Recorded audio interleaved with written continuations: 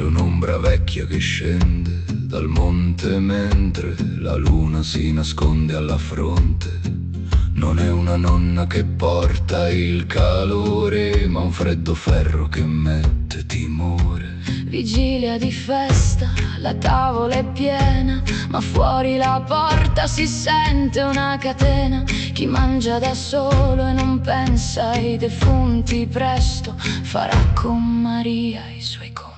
Attenti bambini, attenti signori, Maria punta ora e già lì fuori. Con lo spiedo di ferro, lucido e scuro, ti cerca la pancia, ti spinge al muro. Se il piatto è pulito e l'anima è avara, la punta d'acciaio si fa molto amara.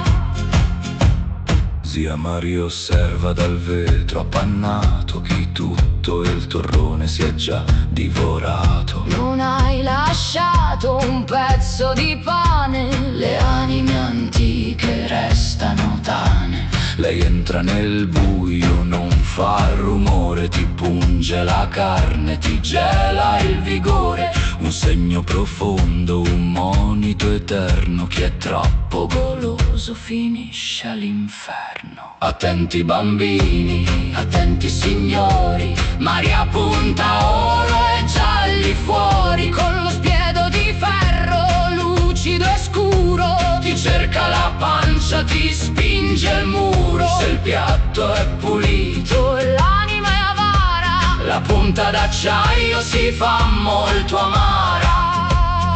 Punta oro, il ferro punge, il vuoto è scuro.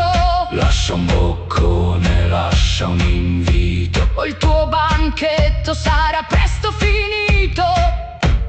Dormi se puoi, ma tieni a mente, zia Maria non scordare